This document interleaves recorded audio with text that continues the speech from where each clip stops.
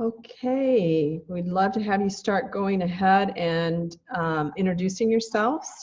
If you would say your name, where you're from, that would be a fabulous start, and we'll be able to give some shout outs. And we are planning for this to be an interactive session, and very happy and pleased to introduce you to my partner, who you only saw a little bit of in the videos. The first video, you saw him with the prison gang, work gang part and climbing a tree. So Larry Wells, could you unmute yourself and start your video and let people see you? Maybe? Okay, yeah. Your camera, there you go.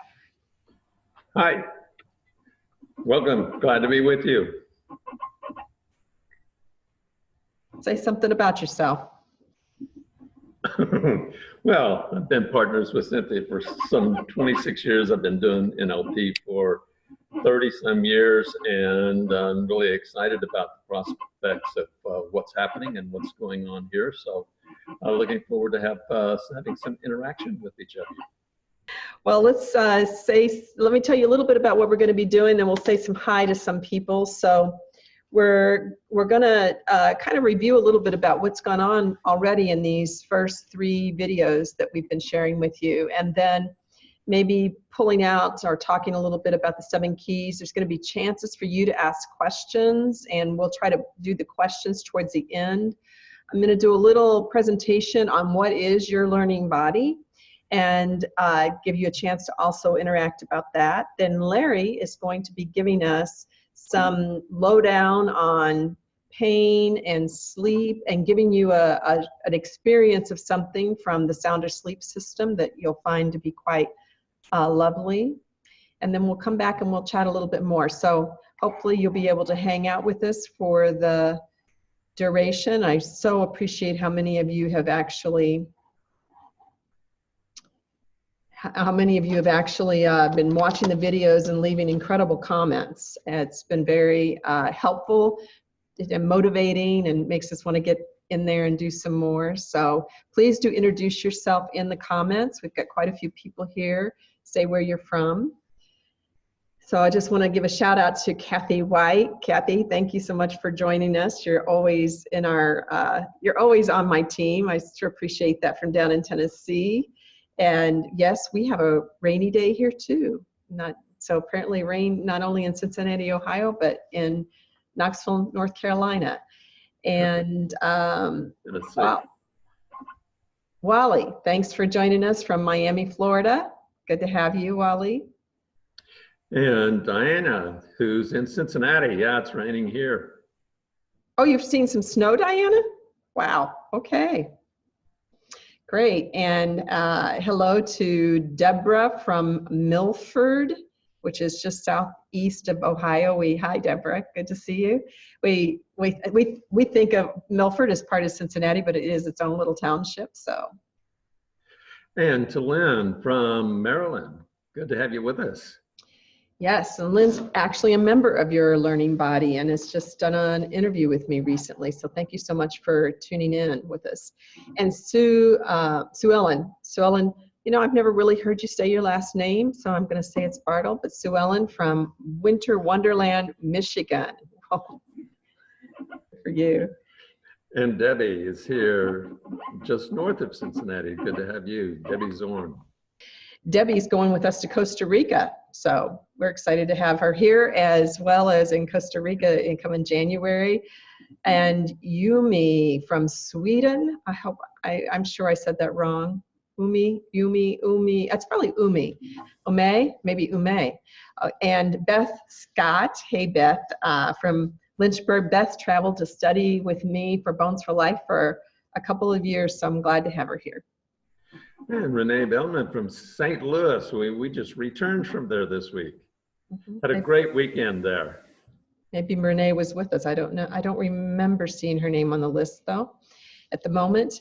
And Amy from Oakland, California, and Heidi from Annapolis, Maryland. Heidi, I just got done spending some time with Heidi out in North Carolina, in Durham.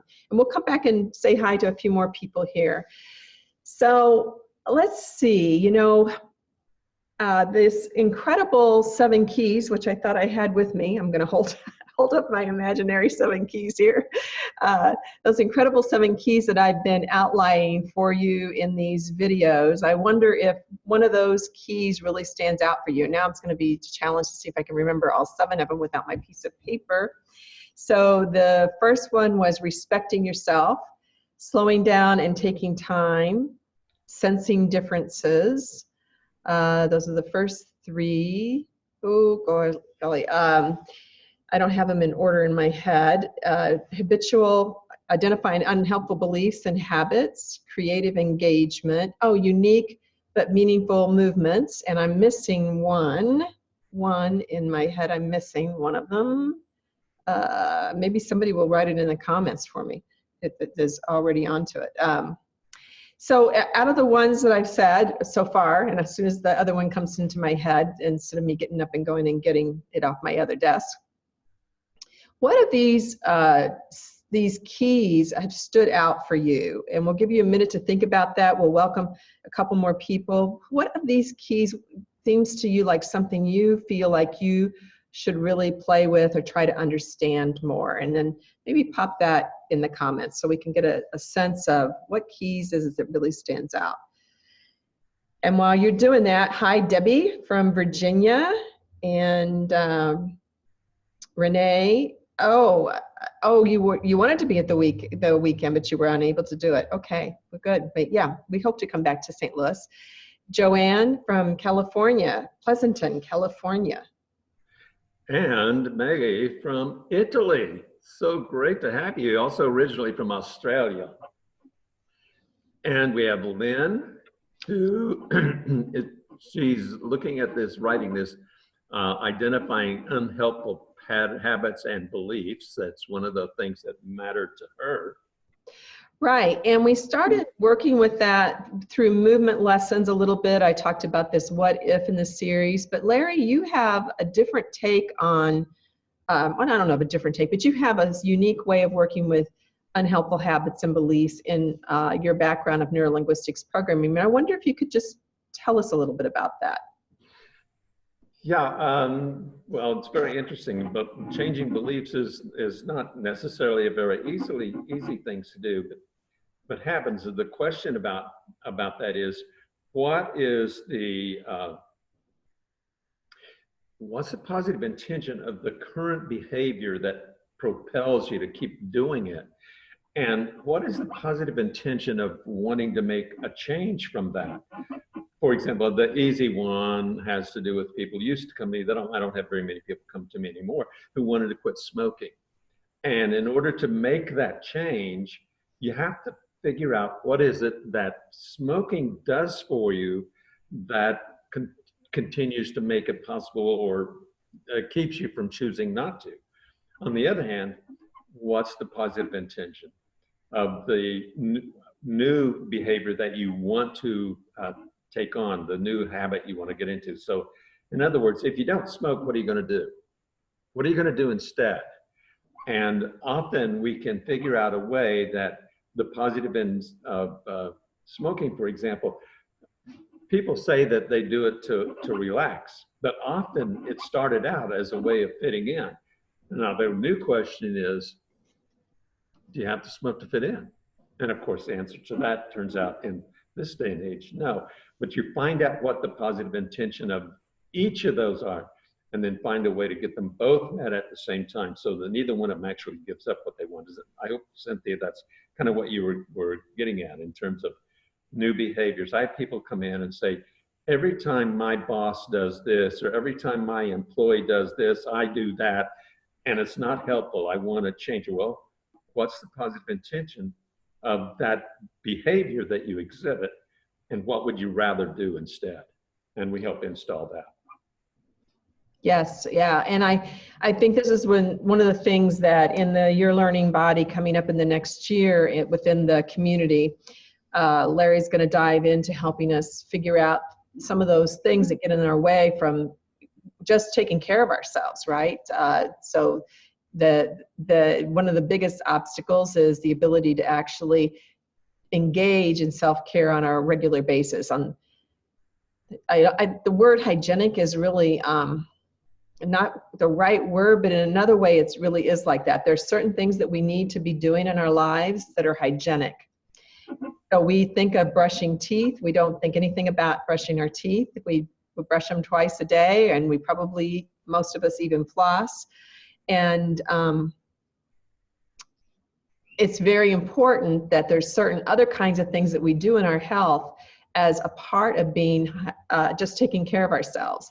And I happen to think quality movement is one of those, engaging with ourselves in quality movement. I did remember what the other piece is, and was working with sequencing and timing. So Deborah also said that she is someone who's chronically overstimulated by her environment and her actions, and so she's really attracted to that phrase, meaningful stimulation, and how that impacts her in a healthier way instead of being bombarded with stimulation.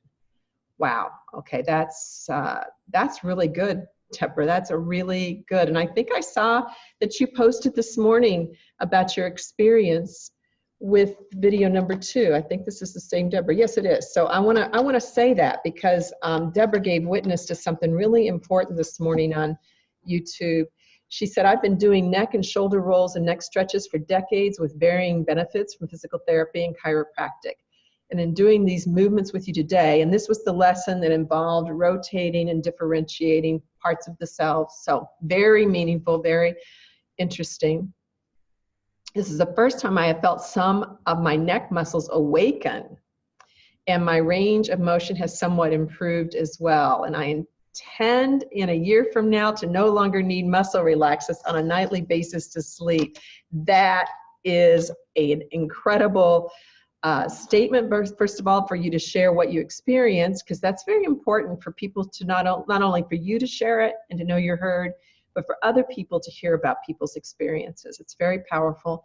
And then for you to state your intention of what you want for a year from now. We actually call that what, Larry? Future pacing. Future pacing, which is what Future Life Now is named after, is really the concept out of neurolinguistics programming called future pacing. And Diana took mercy on me, and she wrote out the seven aspects for me, since I was having such a hard time with my memory. Sue Ellen wants to really point out that slowing down, particularly today, resting, giving herself permission to rest. She was only able to see the first video so far, but she's really excited about this kind of engagement with the Feldenkrais work and also in Larry's work. And Beth also is saying she needs to slow down and stop feeding herself so much intellectual junk. That's a great line, isn't it? It is. I agree. It's really interesting how we all get sort of, and myself included, of course, I mean, this is definitely me. We get addicted, almost addicted to certain ways of taking in information, even when it is actually bombarding us, as Deborah said up above, bombarding us and not at all helpful or healthy. So very. Yeah, I want to say something a little about that. NLP understands or believes that, you know what, if I could understand enough to change myself, I would have already done that. It's not necessarily by getting better understanding. It's about having new experiences. And that's what brings about change, is new experiences. Mm. So that's very similar to the Feldenkrais way of thinking. Thus, sometimes when people say Feldenkrais is for the body and neurolinguistics is Feldenkrais for the mind, or Feldenkrais is NLP for the body, we know that we have to get out of the same habitual actions that we're always doing. And so we need very creative ways to make that happen. In Feldenkrais, what we have are these very unusual lessons that make it harder and harder for us to choose our habitual response. It doesn't make it impossible, but because these lessons are very ingeniously constructed to make it harder. And how would you say NLP does that, Larry? Well, it gives you, yeah, we definitely, that's what future pacing is about imagining a future that you want, watching it, then stepping into it and actually experiencing that new behavior, that new way of being, and incorporating it into the neurology so that it becomes automatic. It's not that I have to try to change. I change because my brain has discovered a new way of doing something, and it's much more pleasant than what I've been doing. Much more pleasant than what I've been doing. That again is very similar to the Feldenkrais way, which is that we believe that once the system has had a taste of something that is more pleasant, more not just a more effective, but actually feels better, that it becomes hungry for those sensations and wants to recreate them, seek them out. And the novel stimulation is not something that they just want to do repetitively the same thing, like 10 of 10 of 10 of 10 of 10 of 10. Instead, in doing just 10 exercises over and over again in different reps, we become very interested in how we are doing those exercises, and we can start to create some of our own novel stimulation. So now, Einstein's comment that imagination is more important than knowledge is really key to each of these modalities, each of these disciplines that we're talking about. We all know that we can worry about something that may or may not happen, but we can worry so well that we can get sick. And it's because the imagination is, I can't know what the future is, but I can imagine something bad and feel really, really badly about it well in advance. Richard Bandler says, the people who worry get to suffer a lot longer than most other people. And if that's your choice, that's a choice, Well, I'd like to do a little screen share with you now and give you a bit of a presentation. And as I'm talking, you can be introducing yourselves. You can be starting to ask questions, stacking up questions for us to talk about here when this is done. And then we'll come back and take some of those and then dive into Larry's part with sounder sleep and some parts about pain and insomnia. So what is Your Learning Body? Well, it's an online community. There's several people that are over here in the comments actually that are currently in the community or have been in the community in the past. And I'm very, very pleased to have them here, and perhaps they can comment on what their experience has been so far, if they choose to, within the comments. But there's actually a lot changing. So we're going into our 4th year now, and we've remade the membership twice, and this will be our 3rd remaking of it. And there's going to be some really key and I think really beautiful upgrades and changes. So even though it's online, it can be and it will be a community experience, and there'll be more live classes and more invitations for you to interact with each other. So it's this opportunity for you to find a way from your own home-based practice or at your office or when you're traveling to start to rediscover your body, to really re-inhabit it. I mean, I think really, when we're really young, we're like one great big giant sensory organism. And then we learn necessarily to prune off a lot of our awareness of that sensation in order to be able to learn and to function. And this ability to go back and really re-engage with our felt sense, with the animal aspect of our body, in a way that is not for anyone else, it's just for ourselves, is really a beautiful thing. And it's something that I think that the Feldenkrais work really excels at. And it also excels at this reinstatement of curiosity. So children are just highly curious about their bodies and what they're feeling and sensing. And this really is an opportunity to enjoy being curious about your body, your function, how you think, how you move, how you are in the world.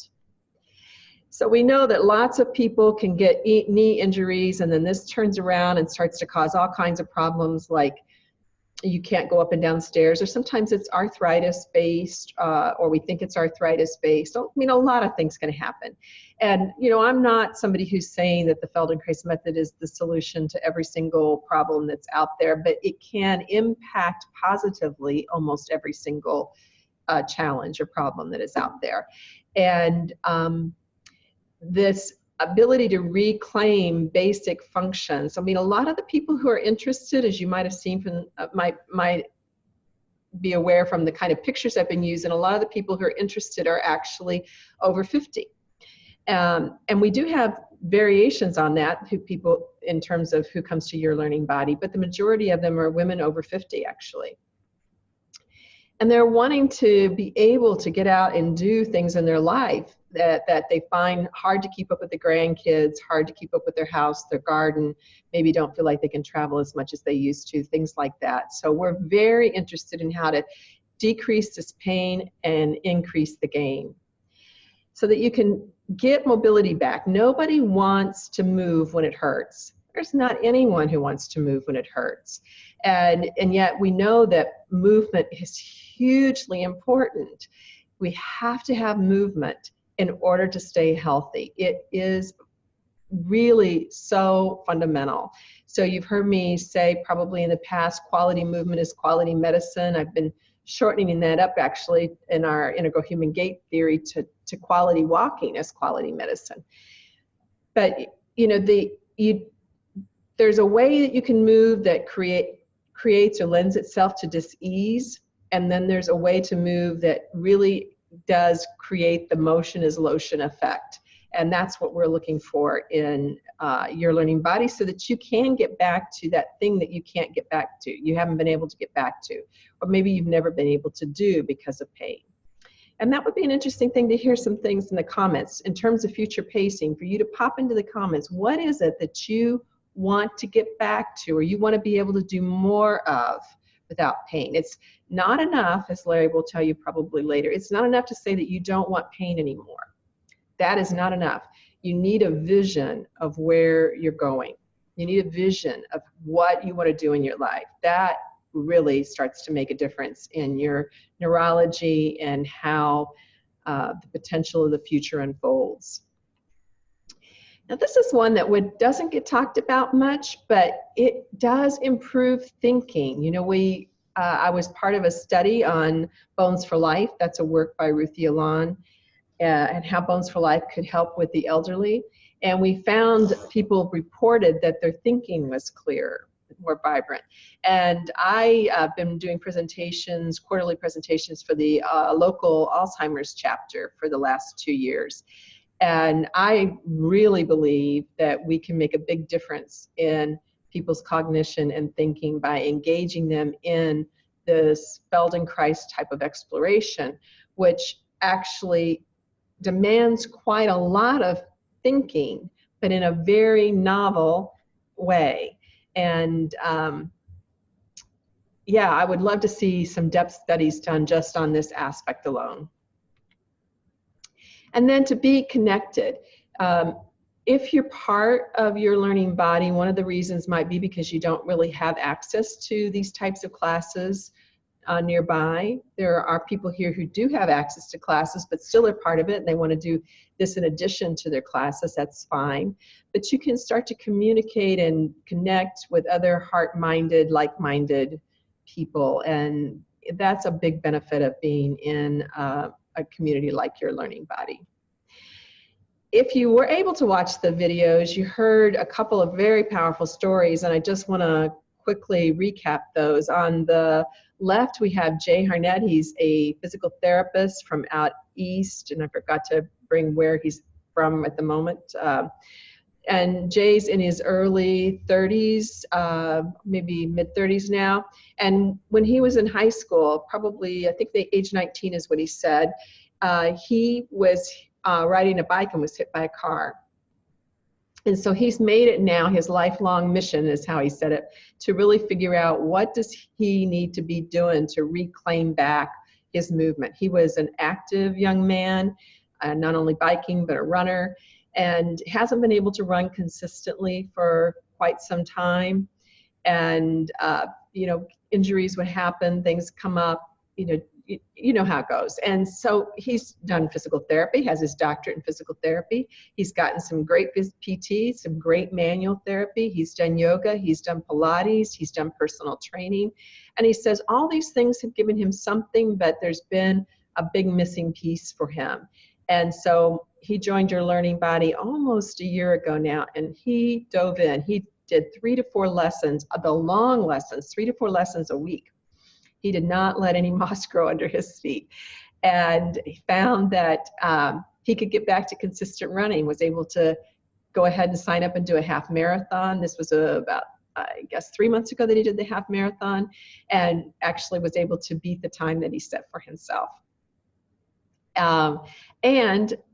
Jay is using bits of movement with his clients. He's taking sections of different types of movement lessons and finding that they really reinforce what he's doing with them in manual therapy. He has a really in-depth manual therapy hands-on practice. And so he wants to have things that will help his clients take home what he's helping them learn through their body and into movement. And then on the right, we have Betty Lou Brett. Betty Lou Brett is a biology professor and in her 60s, and she has osteoarthritis that is affecting her in several areas of her body, but particularly her neck and her knees. She's got some degenerative disc disease going on in her neck. She was wearing one of those shirts that are supposed to compress you across the back and help you, lengthen your neck and activate your upper muscles. She's done quite a lot of physical therapy. She still had a lot of pain. And she has found that Your Learning Body has allowed her to learn how to get up and down from a variety of surfaces, including the floor. And she has much, much less radiating pain and difficulty, able to get out more with confidence, using trekking poles only now when she's on uneven surfaces because she feels so good about her balance. And then there are other people like Penny Castilla, who has been here. Actually, I think she was an original member. So she's been with us 3 years, and she has found that she can use it at home to give her the freedom to explore her body and make discoveries about how she can move in new ways. And then Lynn, who's joining us here today, Lynn gets to see a picture of her here with her horse. She's an equestrian. And she's noticed that if she takes time to do exercises, Feldenkrais type exercises before she rides her horse, that she gets an improved sense of connection, her feeling and balance and timing improves. And she's more able to notice what kind of things are not working in her body so she can improve it. So this kind of thing is really important. I've worked with a number of equestrians in private sessions, and they really recognize that it's rarely a problem with the horse. It's almost always a problem with how the rider is able to adapt and go into the movements and sit on the horse and be responsive to the horse and be responsive to the environment. And when that improves, then the horse's performance improves dramatically. Whoops, so maybe I'd like to skip that one. Thought I had deleted that one because I didn't finish that slide.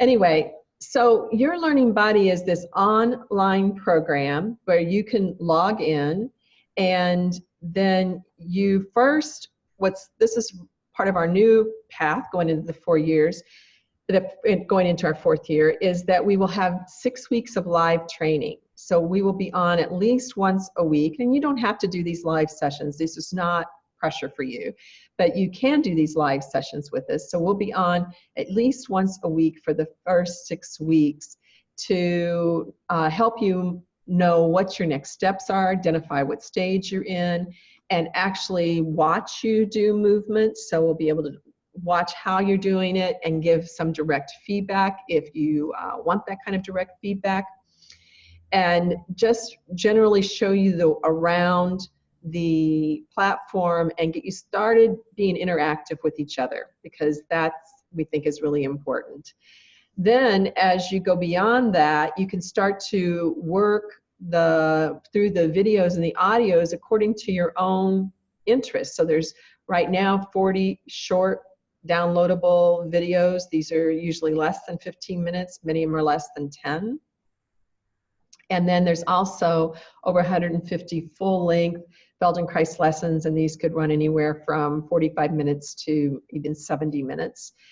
And it's very unusual to get access to these kind of deeper Feldenkrais lessons in such a large kind of way. And these are lessons that were taught in my classes.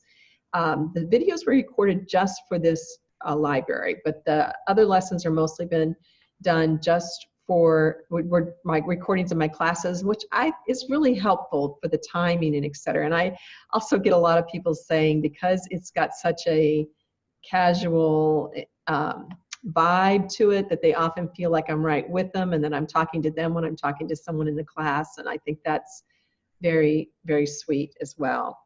And yeah, and then we're going to start, this is also new in the platform, is that we're going to have monthly sessions, again, where we'll be able to see you face to face. We'll be able to interact with each other as a group. And we'll also be sending you regular email messages so that you can stay motivated. And then we'll have a private discussion group. So we have a new forum that we can use that does not rely on Facebook, because a number of people are not on Facebook, and it'll be right there as part of the membership and be very lively and interactive. Then we also have these bonuses. So Larry's got sounder sleep lessons, a whole group of sounder sleep lessons for us in there. I have select Bones for Life lessons in the as videos. Actually, most of those are videos.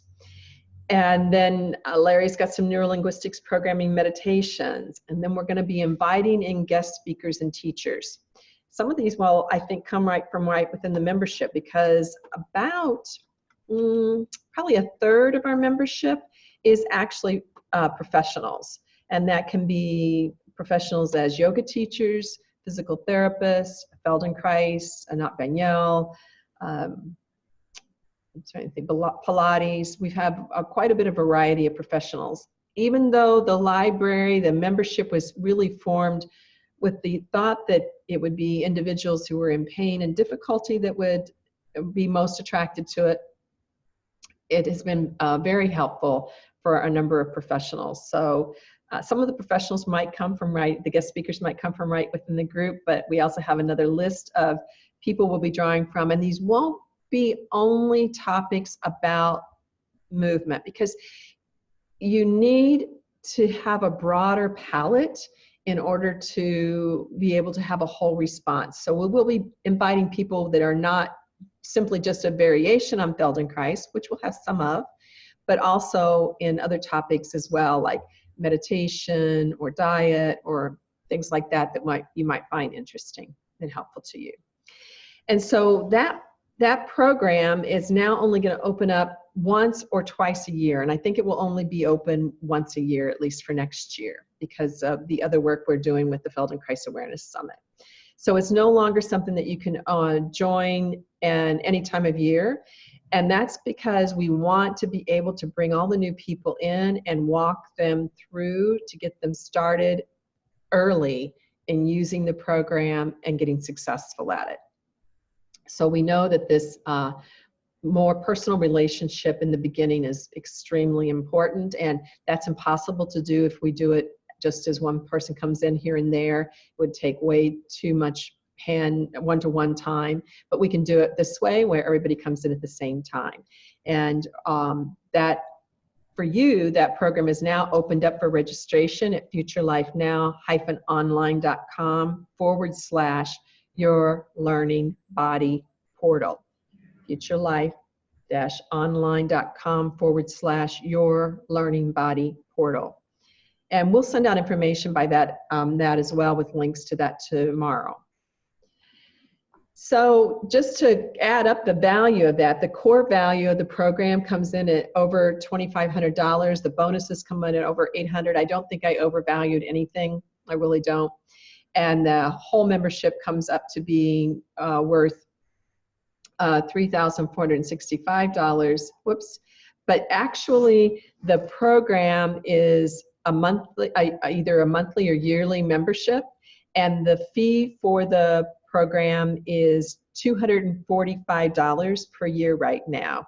It's normally going to be $247. It's normally going to be $297, but it's going to be $247 because we're just moving on to this new platform, and we'll have some bugs to work out over the first month. I don't think there'll be anything major, but there'll be enough that I feel like I want to give people a break who are just joining us for the first time. Those people who've been members keep in the past and had lower members will keep their membership price as long as they continue to keep their account in good standing. So your fees will not be going up. You're like on a lifetime lockdown, super duper price. So in case any of you got a little concerned there at that moment. And then we've done a lot of work to define a path of success. You saw me talk about this in video 3, the path of success, but we've actually put it together in a really fun graphical way. And while you're in the core content, we'll be helping you identify what stage are you in by asking you a series of questions and then trying to give you some ideas about where you can go from there. So just wanted to give you a little heads up that you know, we've been doing some work on how can I be successful, and how will I know I'm being successful, and how will I know I'm growing? Because success in this kind of an approach is to grow. That is success, is to grow. So that's not a place in time where you stop. I mean, everybody has the right and the need to sometimes take a breather or a break from active but very intentional growth. So I'm not saying you need to be trying to grow every single hour of every single day for the rest of your life. But when you are engaged in this kind of a process, it's not about attaining a state as much as it is about coming along the path of maturation. And that can go on forever and forever. So I'm going to stop sharing the screen here and start to see if we have any questions starting to pop up. And here, yes. So I'm very excited. We're very excited about this new format. I want to also just say something about the new platform. You'll be able to search. You can follow the lesson series just as we've put them together, but you'll also be able to search by link, by video or audio, by body part, by position, by what it could help in terms of diagnosis or function. And so there'll be a lot of options for you to flip around and just look and find the specific item that you need as well. I think the things that really come to people's mind when they're making this kind of decision is, you know, how much time is it going to take from me? And I think what I've said is if you can at least give a few minutes for the videos, so I would say the ideal would be doing a 10-minute video every day or at least a few days a week. You are going to get benefit right there. And I think we can try to help make that easy on you by the way that we're going to start working with you right from the beginning. And then if you can set aside enough time to do one longer lesson every 1 to 2 or 3 weeks, then I think you're really going to start getting a jump start. So when you do only videos, short videos, I think you're going to get some improvement, but your better, larger jump starts are going to come from, the more lasting benefits are going to come from starting to engage in some of the longer lessons on a regular basis. In terms of cost, you know, it's a class for me. It costs $20 if you sign up for a series to come in person, or $25 if you drop in. So it doesn't take very long to pay for $247 a month in terms of the cost-benefit ratio of a class. And if you want to sign up for it monthly, you can, but that's $28 a month. So right now you actually get about 3 months free by signing up for it yearly.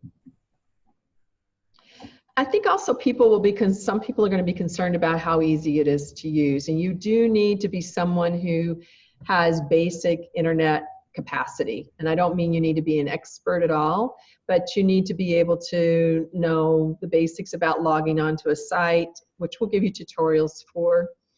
You have to have internet access. You can download lessons. Almost everything in the library is downloadable, but that's not really how you're going to want to do that on a regular basis. People mostly will do that if they want to take them on the road with them, on vacation, etc. Most people will want to use them within the library structure itself.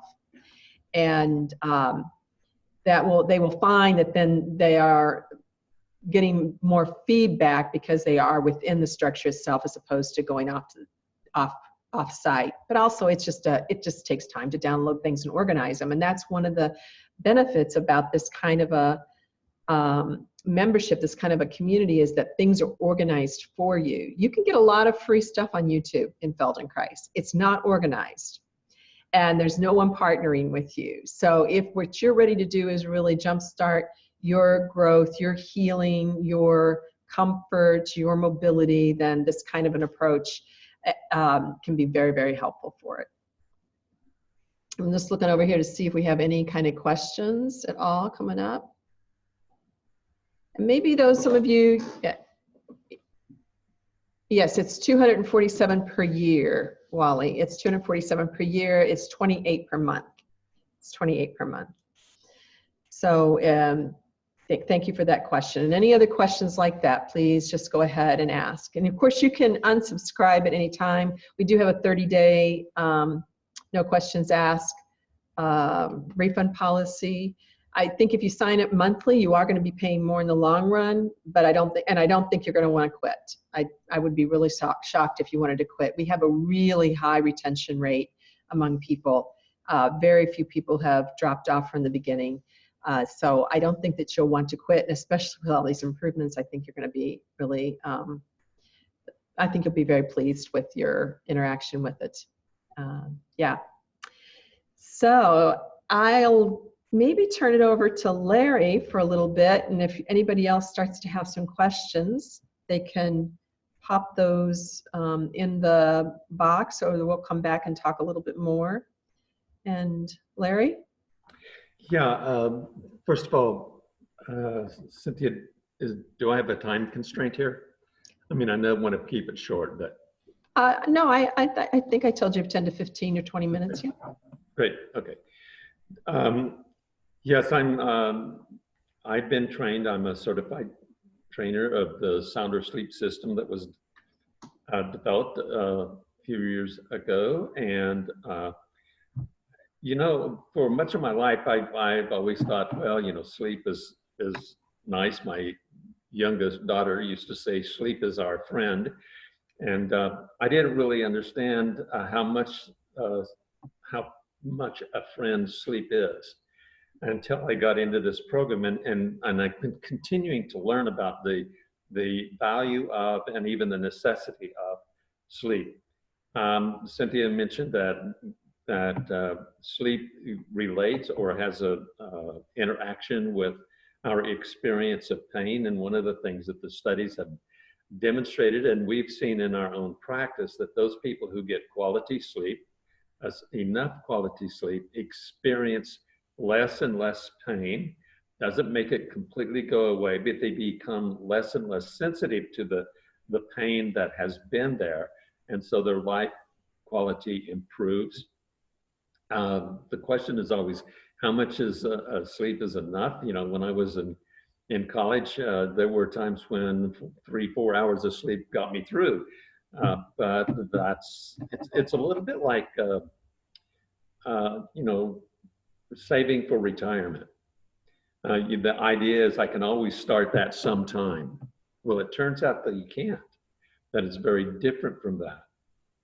That getting quality sleep is essential almost always from the get-go. Now, if you're an adult and you try to sleep as much as as a baby, you probably die young because you don't need that much sleep, and getting too much sleep is almost as bad for your health as having not enough.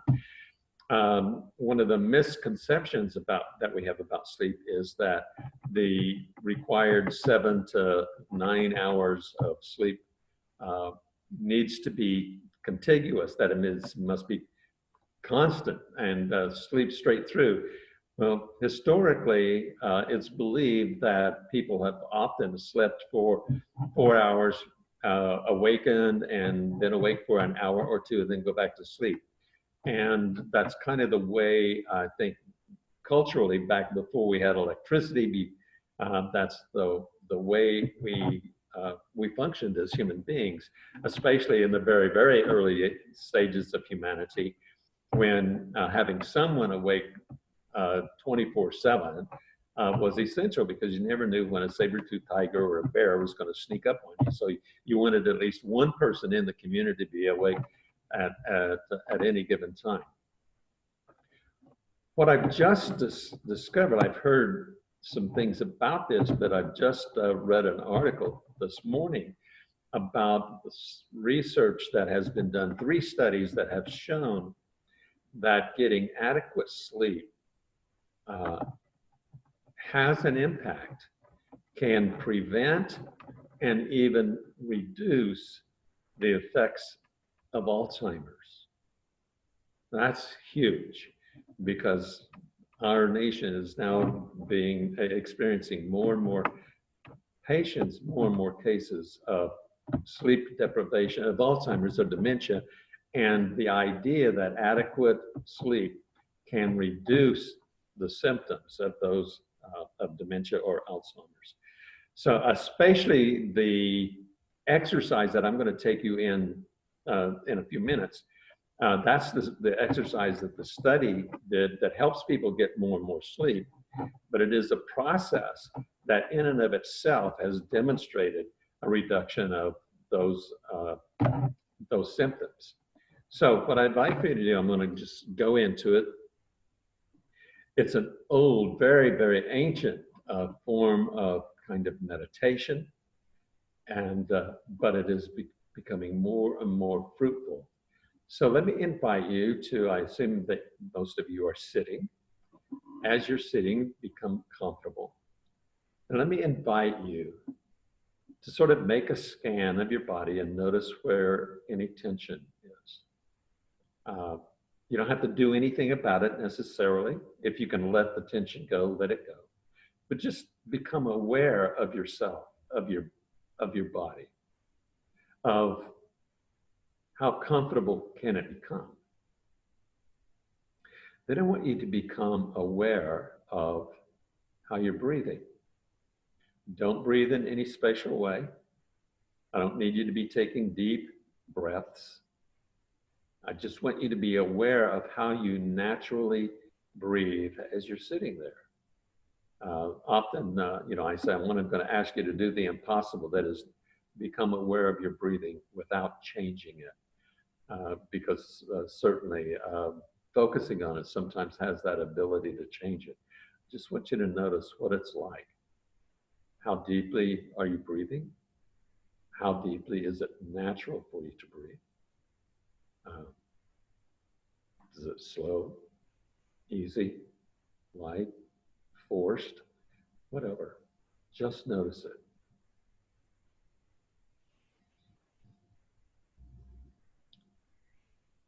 Now I'd like for you to become aware of your hands. And I would like for you to either have them laying with your palms up, or you can even have them on the side so that your palms are facing each other. And you can, if you have a chair with arms, put your arms on the chairs so you can support your hands. Otherwise, you can have them in your lap or however is comfortable to you. Now, there are 4 sounds that I want you that you'll be invited to make as you breathe. As you exhale, you will say Saw. S-A-H. Saw. Then you inhale, and as you exhale the next time, say ta, T-A-H. Let it go as you inhale. Next time, you'll say na, N-A-H. And finally, the next time you inhale, ma, M-A-H. Now the hands, and I'll lead you through this, the hands are essential, or at least your dominant hand. I want you to start with your dominant hand. So the first time you exhale and you say saw, I want you to very lightly bring your thumb to your index finger. And when you inhale, let your hands be completely relaxed. Then with the next exhalation, saying ta, bring your thumb to your middle finger. And as you inhale, relax your hand. Then as you exhale the next time, saying na, bring your thumb to the ring finger. And as you inhale, let it go. Exhaling again, saying ma, bring your thumb to your little finger. Now the sequence is to do that 4 times. No, 3 times. 3 times you go saw, ta, na, ma. Now at your own rate. So you go through that a series of 3 times.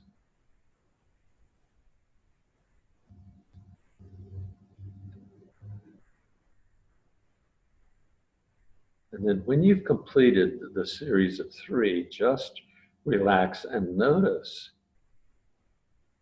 what has happened to your body, to your thoughts or emotions. How are you feeling? Is there any tension left?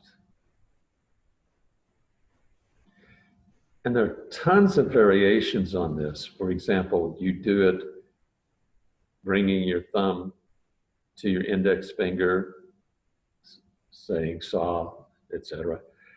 When you've done it 3 times, then you start all over, only this time, when you get into the phase 2, you bring the thumb close to the index finger, but you don't touch it. You bring your thumb close to the middle finger, but you don't touch it. You bring it close to the ring finger, but you don't touch it. You bring it close to the little finger and you don't touch it. And you do a series, you can do a series of 3 of those.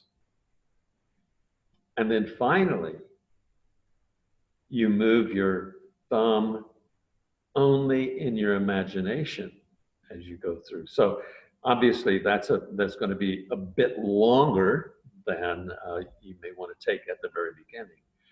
But practice saying saw, ta, ma, na. I'm sorry, na, ma. It is saw, ta, na, ma. And do that a series of 3 times running through.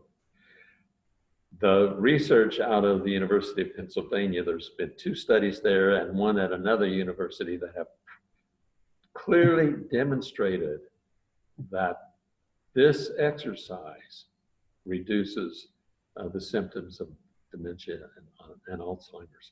And there's significant evidence that it can be a form of preventive. So that's the lesson that I have for today. There are many lessons over the course of the time of this program, during the learning body, you will learn other ones. So Cynthia, that's what I had to share with the group this morning or today. That's beautiful. I've never done that with you before. I like it a lot. It's very nice. Thank you, Larry. You're welcome. Yeah, and it's so interesting. The new study is so interesting. I haven't seen the details on that yet, but I'd love to see the details on that. I mean, you know, I'm certainly affected right now with someone in my life who is having significant challenges with cognitive decline, memory decline, and boy, you know, we need ways to help work with that for sure. And what a beautiful way to help work with that, plus get sleep. And as you've mentioned, we have seen that these kinds of approaches, the sound asleep exercises, we've used a lot with our Pain Less program. That people with chronic pain can really reduce their pain levels and have another way of working with themselves besides medication, which may or may not be all that helpful for many people. So that's very lovely. May I add something to this? I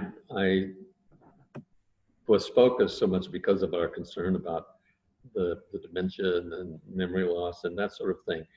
But one of the values of this exercise is, in doing it, what happens physiologically is that the fight or flight hormones, ACTH and cortisol, get lowered in your bloodstream.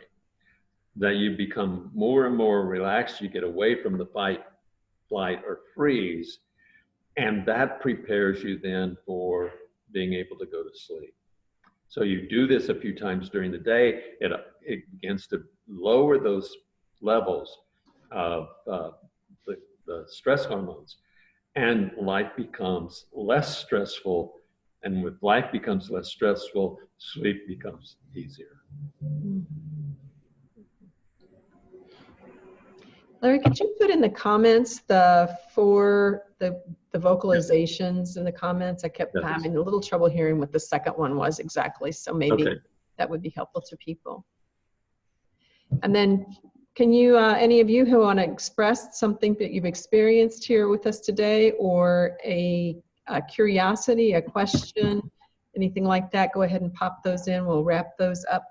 I will say that the open enrollment for Your Learning Body has officially opened. It closes on midnight, November 14th, and it will not open again for about a year.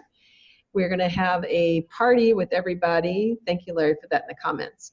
Sa, ta, T-A-H, na, N-A-H, ma, M-A-H.